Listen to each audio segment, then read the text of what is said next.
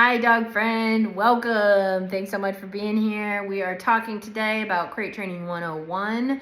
This is basically instructions and ways to make sure that your dog enjoys their crate, the crate is conditioned appropriately. Okay? Ways to make sure that your dog is not anxious in the crate. Our ultimate goal is to train our dogs to be as happy as possible. We don't want them to have anxiety. We don't want them to be panicked.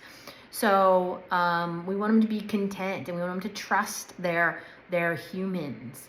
So these are tips and tricks for when you are training, crate training, to make it the most positive process possible, right? So what we're talking about is only open the door when your dog is calm and relaxed. So this is super important. You want to think about it from your dog's perspective. Okay, so let's say your dog's in the crate and they kind of don't want to be, and they've been in there they had their breakfast and now they're digesting, and they've digested and now it's time to go potty. They drink a bunch of water and now they've got the sensation that they've got to go potty, and so they're holding it. And they want to get out, okay? And let's say they start pawing at the door, boom, boom, boom, pawing at the door, boom, boom, boom. And then you come over and then they start whining a little bit, pawing at the door, whining. And you come over and you open that door, right? They think, wow, I just opened that door by pawing and whining, right? And they're going to think next time, because dogs are always learning, dogs are always training. The next time they're going to remember that, and they're going to say, okay, my bladder's getting full, I have to go potty, I'm ready to go out. And they're going to say, okay, last time, how did this door open? All right, it opened from me pawing and whining. And so they're like, I'm going to paw, and I'm going to use two hands, and I'm going to whine, and I'm going to start barking. It wasn't a very accurate whine and bark, but you know what a dog sounds like by barking and whining. So whine, bark, claw, claw, claw. So now they're trying even harder, and then you open that door and they're like, yes, cool. And so now every time they have to go to the bathroom or they're ready to get out of that crate, they're going to start pawing and whining. And what does that create? Anxiety. It makes your dog be anxious, right? You're creating anxiety in your dog. And that is the last thing that we want to do. We want your dog to be happy, to be content, to be trusting of their human, to know that their human's going to let them out at the perfect time, right? So opening the crate door only when your dog is relaxed, it promotes that calm behavior, okay? So to go back now, if you have a dog who's in their crate and then they start feeling they have to go to the bathroom, and then they just kind of sit back and relax and just wait patiently, and then you open that door, they're like, cool. As soon as I relax, as soon as I just chill out, as long as I remain calm, I get what I want, right? As long as I remain calm, I get what I want. And dogs are perpetually learning. They're perpetually finding ways to get what they want. So if you teach them that anxiety gets them what they want, they're going to be more anxious. And if you teach them that calm and chill and waiting patiently gets what they want, then they're going to be more calm and more chill, right? So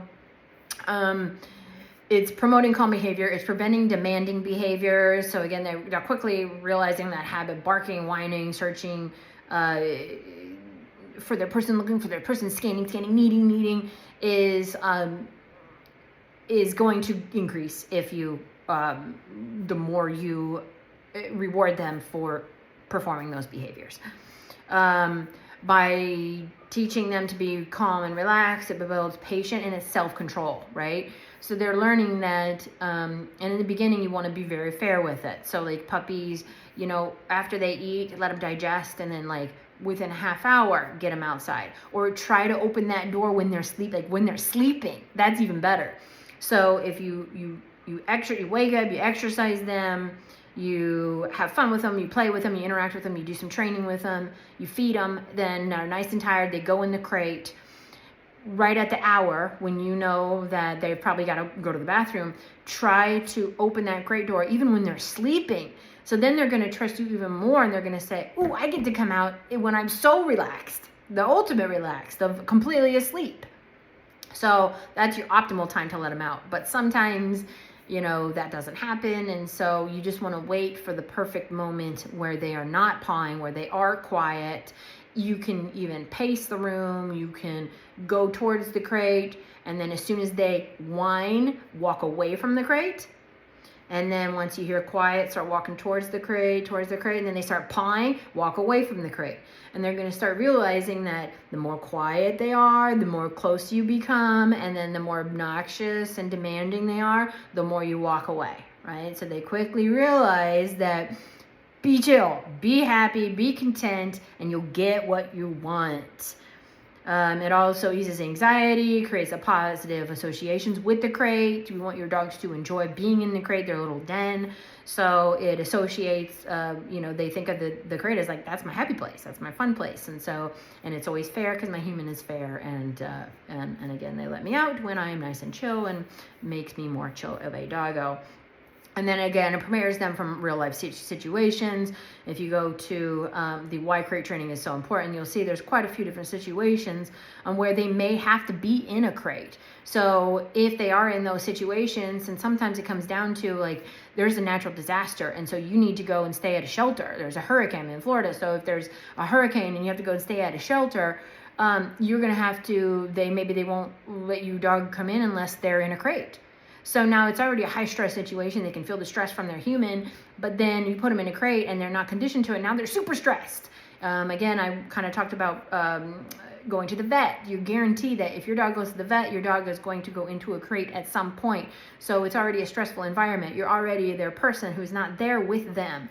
And so they're already kind of stressed. So make sure that you condition the crate appropriately so that they are least stressed as possible. Okay, as little stress as possible for your best friend, right? You want them to be calm and content and happy, and not a ball of stress ball, right? So preparing them for real life situations, it's super important for them to be that conditioned. So